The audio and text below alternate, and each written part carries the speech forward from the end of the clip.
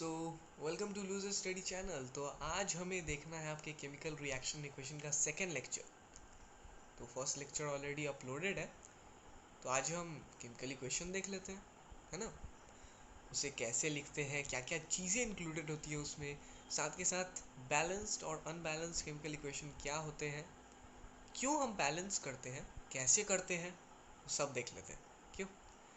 तो चलो शुरू करते हैं with the hashtag let's beat it, जैसा कि आपको पता ही होगा। तो सबसे पहले केमिकल इक्वेशन को डिफाइन कर लेते हैं। तो डेफिनेशन को ध्यान से देखो, इसे तोड़ तोड़ कर पढ़ लेते हैं, ठीक है।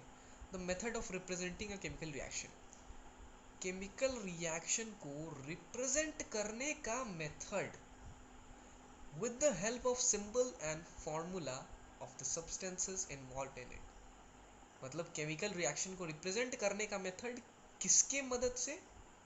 सिंबल्स और फॉर्मूला के मदद से।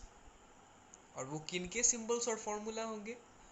उन सब्सटेंसेस के जो कि उसमें इन्वॉल्व है। किसमें इन्वॉल्व है? केमिकल रिएक्शन में इन्वॉल्व है। तो उससे हम इस मेथड को हम कहेंगे, रिप्रेजेंट करने के मेथड को, केमिकल इक्वेशन। क्लियर है? बस आप इसे तोड़ तोड़ कर पता कर लो क्या है। डेफिनेशन याद करने की, रट्टा मारने की कोई जरूरत नहीं। अब जैसे एग्जाम्पल लो कि जिंक और सल्फ्यूरिक एसिड को अगर आप रिएक्ट कराते हो तो क्या बनता है? जिंक सल्फेट और हाइड्रोजन। तो ध्यान दो, केमिस्ट्री की लैंग्वेज में हम सेंटेंस नहीं लिखते। हम ये नहीं लिखेंगे कि when we react zinc and sulphuric acid the end products are zinc sulphate and hydrogen. ऐसा हम केमिस्ट्री में नहीं लिखते, है ना। तो केमिस्ट्री में हम क्या करते हैं? सिंबल्स का यूज करते हैं। देखो जिंक का सिंबल क्या है, इसके साथ हम रिएक्ट करा रहे हैं इसलिए प्लस का साइन हो गया। सल्फ्यूरिक एसिड का सिंबल क्या है? और ये दोनों रिएक्ट करके कुछ बना रहे हैं इसीलिए हम लगाते हैं एरो का साइन। और एंड प्रोडक्ट क्या बन रहा है? Zinc sulphate ZnSO4। अब ये बन रहा है, साथ के साथ हाइड्रोजन गैस भी बन रही है, इसके लिए भी हम प्लस लगा देंगे। अब ये इतना पार्ट जो हो गया, ये आपको पता है कि ये हो गया रिएक्टेंट जो रिएक्ट कर रहा है, और ये जो पार्ट हो गया ये हो गया प्रोडक्ट। तो ये सब तो आपको पता ही, मैंने फर्स्ट लेक्चर में बताया ही था। प्लस क्यों लगाते हैं, एरो, ये भी पता चल ही गया। तो इतना क्लियर है? ये तो क्लियर ही है ना। जो सब्सटेंस रिएक्ट करते हैं, रिएक्टेंट जो प्रोडक्ट्स बनते हैं वो हो गया प्रोडक्ट। प्लस साइन लगाते हैं इंडिकेट करने के लिए ये रिएक्ट कर रहा है और ये बन रहा है। और एरो साइन हम लगाते हैं ये इंडिकेट करने के लिए कि ये दोनों मिलकर ये बन रहे हैं, ठीक है। अब बैलेंस्ड और अनबैलेंस्ड केमिकल इक्वेशन की बात करते हैं। तो बैलेंस केमिकल इक्वेशन क्या होगा?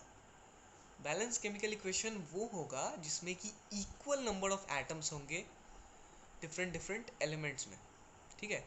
डिफरेंट डिफरेंट एलिमेंट्स में नहीं, सॉरी, डिफरेंट डिफरेंट एलिमेंट्स के एटम्स दोनों तरफ इक्वल होंगे, LHS में भी और RHS में भी, ठीक है। तो उस इक्वेशन को हम बैलेंस बोलेंगे। अब जैसे आप एग्जांपल ले लो, Zn जिंक प्लस वही H2SO4 वाला मिल गया रहा आपको, जिंक सल्फेट और हाइड्रोजन। तो इसमें जिंक के कितने एटम है? रिएक्टेंट की तरफ एक, प्रोडक्ट की तरफ एक। हाइड्रोजन के कितने एटम है? रिएक्टेंट की तरफ दो, प्रोडक्ट की तरफ दो। वैसे ही सल्फर की भी आप देख लो, इधर एक रिएक्टेंट की तरफ, मतलब LHS की तरफ, और RHS की तरफ भी एक। ऑक्सीजन का इधर भी चार है, इधर भी चार है। तो क्या बैलेंस नहीं हो गया? अभी दोनों तरफ मतलब सेम नंबर ऑफ एटम्स होंगे ना। तो ये जो हो गया आपका बैलेंस केमिकल इक्वेशन का एग्जाम्पल हो गया। तो इतना क्लियर है? तो बैलेंस केमिकल इक्वेशन क्या होता है वो हमने देख लिया। अब अनबैलेंस, देखो बैलेंस पता है, अनबैलेंस जस्ट अपोजिट, कोई दिक्कत वाली बात नहीं। बस बैलेंस में क्या था, number of atoms equal the elements के। अनबैलेंस में क्या होगा, इक्वल नहीं होंगे। अब एग्जाम्पल देख लेते हैं जल्दी से। सबसे बेस्ट एग्जाम्पल है, आपका याद भी हो जाएगा, H2+O2 वाला। हाइड्रोजन और ऑक्सीजन गैस को जब आप रिएक्ट कराते हो क्या बनता है? H2O। और H2O मतलब वाटर। तो यहाँ देख सकते हो कि हाइड्रोजन के एटम्स तो ठीक है, चलो दो दो, LHS RHS दोनों तरफ। ऑक्सीजन के एटम्स क्या इक्वल हैं?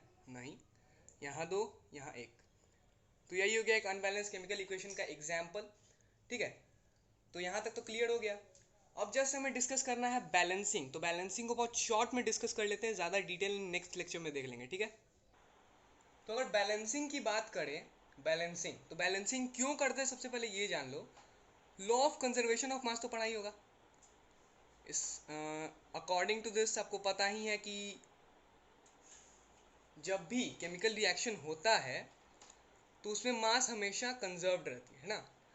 तो यहाँ पर तो कोई दिक्कत है नहीं है, तो आपको पता ही है क्योंकि आप ब्रिलियंट हो, लूजर तो हो नहीं हमारी तरह। तो अब बैलेंसिंग क्यों करते हैं ये पता है। अब बैलेंसिंग को अगर डिफाइन करना हो तो कैसे करोगे। देखो बैलेंसिंग कुछ नहीं है, इट्स जस्ट अ प्रोसेस। क्या प्रोसेस है, number of atoms different element के उनको सेम करना है, बराबर करना है एलएचएस और आरएचएस में। मतलब एलएचएस में जितने नंबर ऑफ एटम्स है किसी एक पर्टिकुलर एलिमेंट के, वो आरएचएस में भी होने चाहिए, ठीक है। तो इसमें बेसिकली दो मेथड है, यहाँ एक ही देखते हैं, नेक्स्ट लेक्चर में आप देख लेना एबीसीडी वाला मेथड, वो भी बहुत मतलब अच्छा है।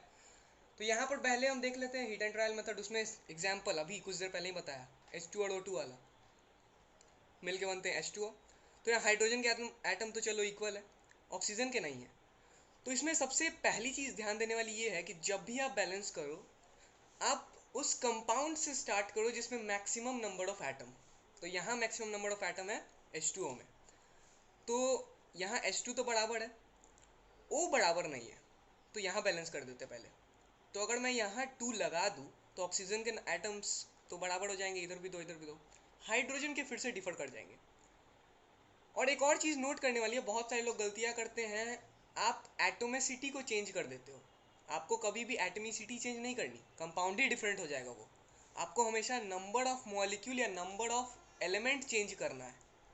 तो यहाँ पर मैं इससे चेंज नहीं कर सकता हूँ, मैं यहाँ 2 लगा सकता हूँ। यहाँ अगर मैं 2 लगाता हूँ तो हाइड्रोजन के नंबर ऑफ एटम्स सेम हो जाएंगे दोनों तरफ, लेकिन मुझे एटमिसिटी चेंज नहीं करना, ये ध्यान देना, ठीक है। तो यहाँ हाइड्रोजन का एक एग्जाम्पल बस लिया है क्योंकि बेसिक बता रहा हूँ, नेक्स्ट लेक्चर में पूरा फुल देख लेना बैलेंसिंग कैसे करते हैं। तो बैलेंसिंग का बेसिक क्लियर है। तो बैलेंसिंग का बेसिक हो गया। अब यहाँ पर मेनली हम केमिकल इक्वेशन को डील कर रहे हैं। तो केमिकल इक्वेशन आपको पता है कि हम क्यों लिखते हैं। अब हमें उसमें सारी इन्फॉर्मेशन डालनी है, क्योंकि केमिस्ट्री में हमें स्टेटमेंट नहीं लिखना है। हमें स्टेटमेंट नहीं लिखना है कि ये सब्सटेंस इससे रिएक्ट कर रहा है तो फिर ये बन रहा है ये बन रहा है। हमें एक इक्वेशन में हर कुछ क्लियर कर देना है। तो अब उसे कैसे ज़्यादा इन्फॉर्मेटिव बनाएंगे ताकि एक इक्वेशन से ही बहुत सारी बातें पता चल जाए। उसमें कुछ 2-3 बातें आपको पता होनी चाहिए। सबसे पहली चीज़ है फिजिकल स्टेट्स को इंडिकेट करना, जो रिएक्टेंट्स हैं और प्रोडक्ट्स हैं उनके फिजिकल स्टेट्स को। तो फिजिकल स्टेट आपको पता है क्या क्या होते हैं, सॉलिड, लिक्विड और गैस। तो अब इसके पहले पहले वाले जो भी वर्ड्स है वो उठा लो। सॉलिड के लिए हो गया S, लिक्विड के लिए L और गैस के लिए G। अब जब भी आप कोई इक्वेशन लिखोगे, जैसे अगर मैं एग्जांपल दूं तो जिंक और सल्फ्यूरिक एसिड रिएक्ट कराते हो तो क्या बनता है, जिंक सल्फेट और हाइड्रोजन गैस। तो अब आपको फिजिकल स्टेट्स अगर लिखने हैं तो आप जस्ट इनके आगे जो भी वहाँ शॉर्ट फॉर्म्स लिखे हुए हैं उनको लिख देना है। तो जिंक पता है सॉलिड में ही होगा तो S लिख दूंगा मैं। एक और चीज़, जो भी पानी में डिजॉल्व होगा उसके लिए आप लिखोगे aqueous, AQ short form. Aqueous मतलब वाटर में डिजॉल्व। तो यहाँ H2SO4 तो एसिड हम डायरेक्टली रिएक्ट नहीं कराते, जो भी एसिड होता है वह एक्वस कंडीशन में ही होता है, ये तो आपको पता ही है। तो यहाँ पर स्पेस कम है, कोई बात नहीं। तो यहाँ एक्वस लिख दो। जिंक सल्फेट जो आपका बनेगा वो भी एक्वस होगा क्योंकि सॉल्यूशन में ही वो भी बनेगा, तो यहाँ पर भी आप एक्वस लिख दो। और हाइड्रोजन गैस जो निकलेगी वो तो पता ही है कि गैस ही होगी, तो यहाँ हम लिख देंगे G। तो ये समझ में आ रहा है। तो अब इससे ज़्यादा बातें पता चल रही है ना, मतलब इसी इक्वेशन में अब ज़्यादा बात पता चल रही है कि स्टेट्स क्या है। हमने सॉलिड जिंक को जब एक्वस कंडीशन में जो सल्फ्यूरिक एसिड था उसके साथ रिएक्ट कराया तो जिंक सल्फेट बना जो कि एक्वस था और हाइड्रोजन गैस रिलीज हो गई। तो ये समझ में आ रहा है। एक और एग्जांपल ले लो आप, कैल्शियम का हाइड्रोक्साइड का, हाँ कैल्शियम हाइड्रोक्साइड का, लाइम वाटर स्टर्न मिल्की, याद ही होगा। कैल्शियम हाइड्रोक्साइड से जब आप कार्बन डाइऑक्साइड गैस पास कराते हो तो क्या बनता है, calcium carbonate, lime water turns milky, और साथ के साथ वाटर। तो अब कैल्शियम हाइड्रोक्साइड जो है तो पता ही है कि एक्वस कंडीशन में होगा, डिजॉल्व फॉर्म में एक्वस कंडीशन में होगा। कार्बन डाइऑक्साइड गैस है तो गैसियस स्टेट। कैल्शियम कार्बोनेट जो बनेगा आपको पता है कि प्रेसिपिटेट बनता है, इसीलिए लाइम वाटर मिल्की टर्न कर जाता है। तो प्रेसिपिटेट होता है ये पाउडरी फॉर्म में, तो पाउडर मतलब सॉलिड, तो यहाँ हम एस लिख देंगे, और वाटर तो खैर लिक्विड ही होगा, तो इसके आगे हम एल लिख देंगे। ठीक है, तो ये समझ में आ रहा है। अब नेक्स्ट चीज़ पर चलते हैं हम, हीट चेंजेस। तो हीट चेंजेस को कैसे इंडिकेट करेंगे? अब सबसे पहले आपको पता है कि कोई भी केमिकल रिएक्शन होता है, अगर हीट के बेसिस पे डिफाइन करें तो उसे दो पार्ट में बांटते हैं, एक्सोथर्मिक और एंडोथर्मिक। एक्सो मतलब हीट रिलीज हो रही है, बाहर निकल रही है, एंडो मतलब अंदर जा रही है, मतलब एब्जॉर्ब हो रही है। तो अब अगर हम एक्सोथर्मिक की बात करें तो देखो, अब अगर हमें हीट को लिखना है केमिकल इक्वेशन में, तो एक्सोथर्मिक में क्या हो रहा है, हीट रिलीज हो रहा है, मतलब प्रोडक्ट के साथ हीट भी निकल रहा है। तो क्या हम प्रोडक्ट के आगे हीट नहीं लिख सकते हैं? अब कैसे लिखेंगे? इसके लिए जस्ट आप सिंपली प्लस हीट लिख सकते हो, प्लस एनर्जी भी लिख सकते हो, या प्लस हीट एनर्जी भी लिख सकते हो, तीनों चीज़ें लिख सकते हो प्रोडक्ट के बाद, क्योंकि साथ के साथ हीट भी निकल रही है। और अगर एंडो की बात करें तो हीट एब्जॉर्ब हो रही है, मतलब हमें हीट सप्लाई करना पड़ रहा है। हमें सप्लाई करना पड़ रहा है मतलब रिएक्टेंट्स के साथ सप्लाई करना पड़ रहा है, तो हम क्या करेंगे, रिएक्टेंट्स के साथ प्लस में हम लिख देंगे प्लस हीट प्लस एनर्जी, या प्लस हीट एनर्जी। ये समझ में आ रहा है?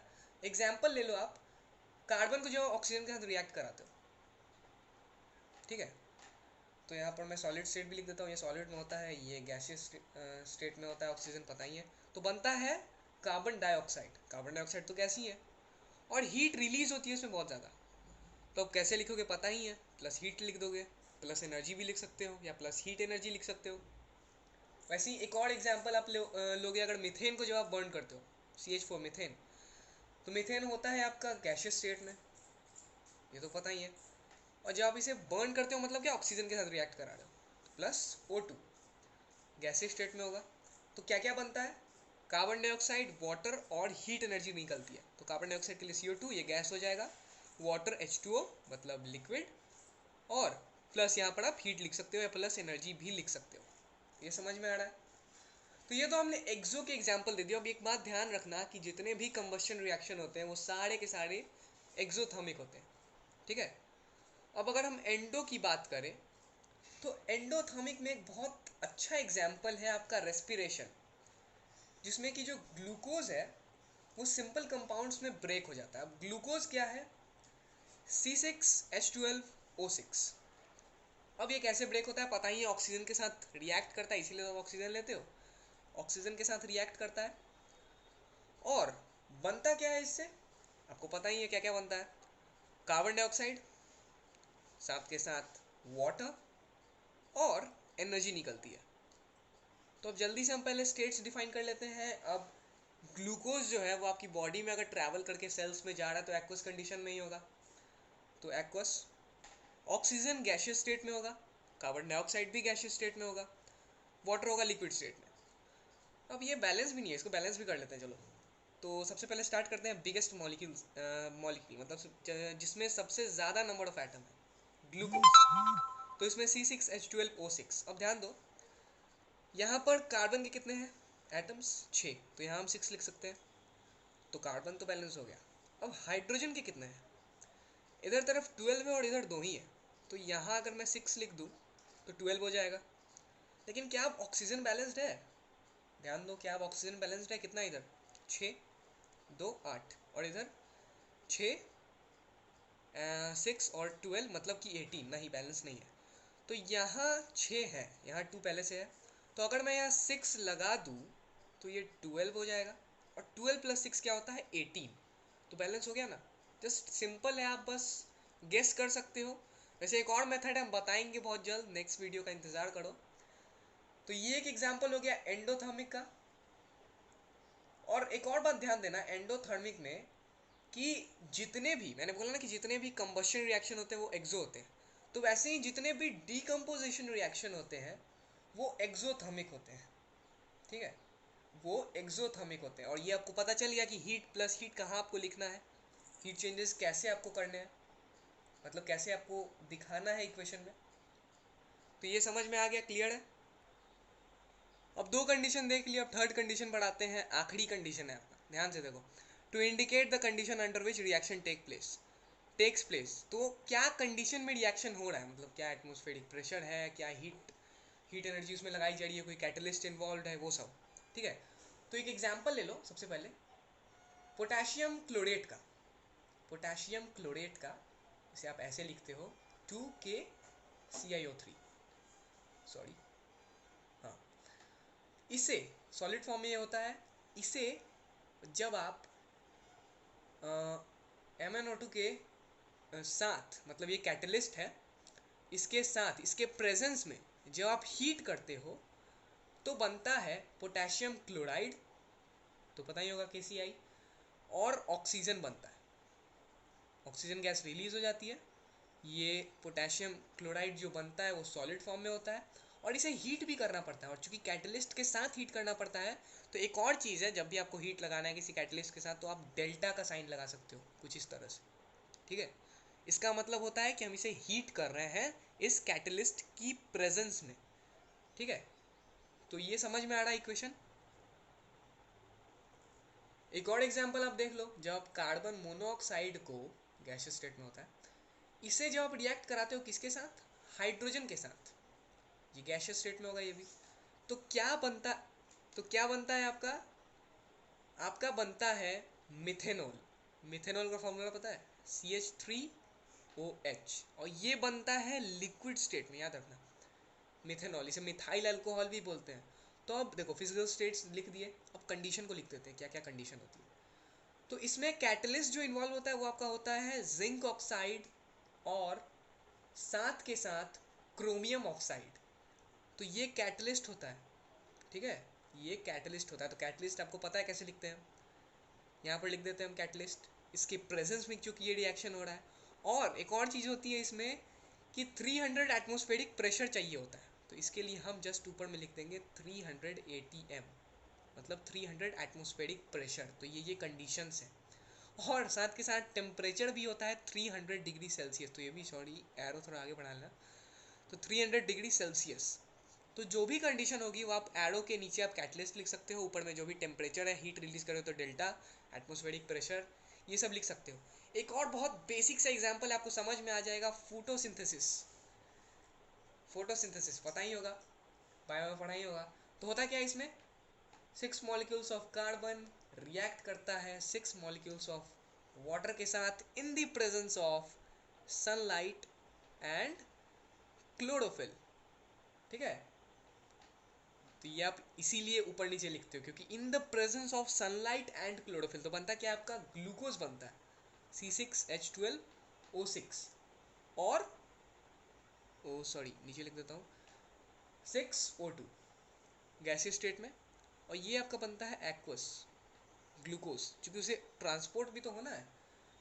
कार्बन होता है गैसियस स्टेट में, वाटर होता है लिक्विड स्टेट में, बैलेंस्ड भी है। ठीक है, तो ये इसीलिए आप जस्ट एरो के ऊपर नीचे आप कंडीशंस लिख देते हो।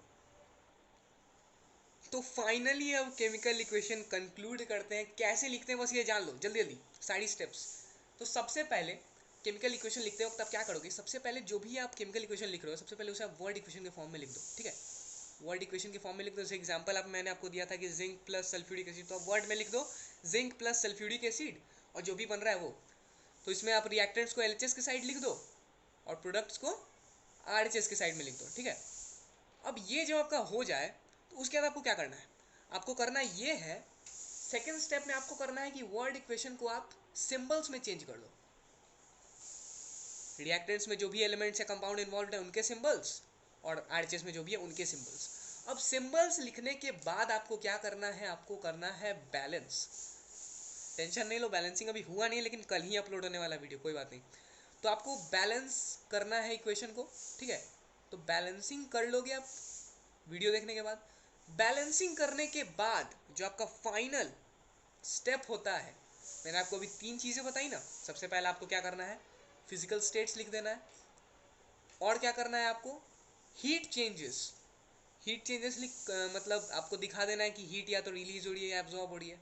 और आखिरी चीज़ आपको क्या करना है, कंडीशन लिखनी है, कैटलिस्ट की प्रेजेंस में हो रहा है, कुछ टेम्परेचर है या फिर कोई एटमॉस्फेरिक प्रेशर है, तो वो सब आपको लिख देना है। जस्ट यही है, नथिंग एल्स, ये 4 स्टेप्स फॉलो करो, केमिकल इक्वेशन आप लिख सकते हो। तो यहाँ तक केमिकल इक्वेशन पूरा क्लियर है। अब नेक्स्ट लेक्चर में हम बैलेंसिंग देखेंगे। तब तक के लिए जय हिंद, जय भारत, वंदे मातरम। अबे नारा लगाओ बे। अरे लगा रहा हूँ भाई, लगा रहा हूँ। जय हिंद, जय भारत, वंदे